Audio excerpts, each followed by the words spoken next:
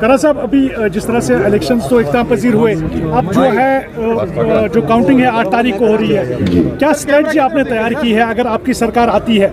जैसे कि national conference और कांग्रेस की अलायंस है, उसमें 5 जो लोग हैं वो एलजी की तरफ से भी असेंबली में डाले जा रहे हैं, तो उसके हवाले से क्या क्या स्ट्रेटजी अभी बनाई जा रही है? सबसे पहले तो जो ये पाँच लोगों को नॉमिनेट करने का जो अमल है, वो मेरे ख्याल में उसके पीछे दयानत पे वो मुबन्नी नहीं है, उसके पीछे नेफेरियस डिज़ाइंस हैं। उसको एक तरफ छोड़ते हुए कल को अगर रिज़ल्ट ये सामने आता है कि जो देखने में मिलता है कि लोगों ने अलायंस के हक में वोट दिया है या बीजेपी को पावर कॉरिडोर से बाहर रखने के लिए वोट दिया है, तो एक खुशाइंद बात है। और उसमें ज़रूरत पड़ने पे अगर वैसी कोई ज़रूरत हो तो हमने पहले से कहा है, बिलखुसूस मैं हर बार हर एक से यही कहता हूँ कि हमारे रास्ते, हमारे दरवाजे जो खुले हैं तमाम लाइक माइंडेड लोगों के लिए, फोर्सेस के लिए, पार्टीज़ के लिए, इवन इंडिविजुअल्स के लिए। तो ज़रूरत पड़ने पे हम अपने अलायंस पार्टनर से मशवरा करके ऐसे लोगों के साथ भी बातचीत कर सकते हैं।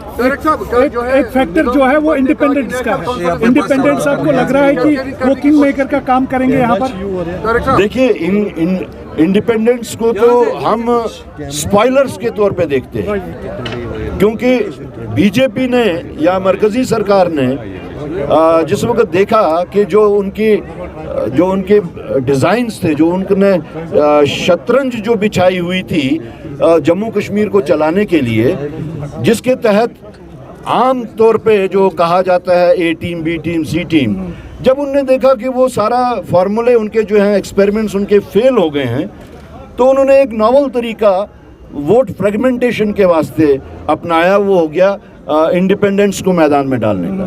मैं जम्मू से कल आया, मैंने जम्मू के में कैंपेनिंग की और मालूम करने की कोशिश की क्या यहाँ पे भी उसी तरीके से इंडिपेंडेंस को डाला गया है जिस तरीके से कश्मीर में डाला गया है। तो हैरानगी की बात यह है कि जम्मू में ऐसी कोई रविश नहीं थी, सिर्फ कश्मीर में वो रविश थी। तो इसका मतलब ये है कि उनका मकसद सिर्फ जो है वो कश्मीरियों को डिसएम्पावर करना है और अपने अंदाज में, अपने तरीके से यहाँ पे जितने भी मीर कासिम और मीर जाफर हैं उनको आगे लाने की उनकी मंशा है। तो ये जो इंडिपेंडेंस की रविश यहाँ पे शुरू हुई है, ये एक नेफेरियस डिज़ाइन के तहत है। यहाँ पे वोट को फ्रेगमेंट करके जो नियरेस्ट स्ट्रॉन्ग कैंडिडेट हो किसी भी जमात से, बट स्ट्रॉन्ग हो, उसको हराने की ये एक नॉवल तरीका उन्होंने किया, जैसा कि उन्होंने जम्मू में नहीं किया।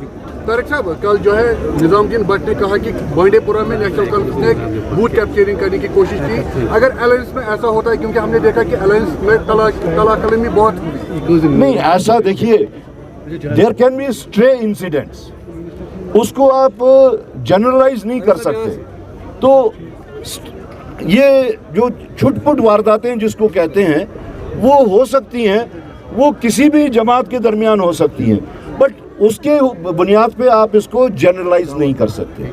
तारिक साहब, एक सवाल जो है, सोनम वांगचुक को भी गिरफ्तार किया गया आफ्टर किसान एंड पहलवान्स। Now Sonam Wangchuk has been detained, arrested. तो उस पर क्या कहेंगे आप, क्योंकि वो एक जेन्युइन डिमांड्स के लिए वहाँ पर प्रोटेस्ट कर रहे थे। हिंदुस्तान में आज जो माहौल है सर, मेन एक जो चीज़ है वो इको फ्रेजाइल इकोसिस्टम को काफ़ी ज़्यादा यहाँ पर जो पिछले कई एक सालों से नुकसान पहुँचाने की कोशिश की जा रही है। हिंदुस्तान में आज जो माहौल है, जो बीजेपी ने या उनके जो सब्सिडरीज हैं उन्होंने मिल मिला के जो माहौल बनाया है, वो किसी भी राइट थिंकिंग वॉइस को उभरने नहीं देने, ये उनकी कोशिश है। वो किसी भी इलाके से हो, किसी भी मजहब का हो, किसी भी पॉलिटिकल आइडियोलॉजी का हो, लेकिन अगर वो राइट थिंकिंग है और बीजेपी के या आरएसएस के लाइन ऑफ एक्शन से हटके है, उनको सब्सक्राइब नहीं करता है, तो उन लोगों के वास्ते आज के दिन में बीजेपी ने या मौजूदा सरकार ने जेल रखी हुई है। और आज आप देखते हैं कई पिछले लोग कहते हैं कि यहाँ पे जो ग्लोरीफाई कर रही है बीजेपी कि यहाँ पे पीसफुल माहौल है, यहाँ पे पत्थरबाजी नहीं हो रही है, कोई कैलेंडर नहीं है, वगैरह वगैरह, ये ग्लोरीफाई जो कर रहे हैं। मैं उसके जवाब में कहता हूँ कि ये ग्लोरिफिकेशन का कोई मुद्दा नहीं है, ये डर और दबाव और खौफ का है। कैसे?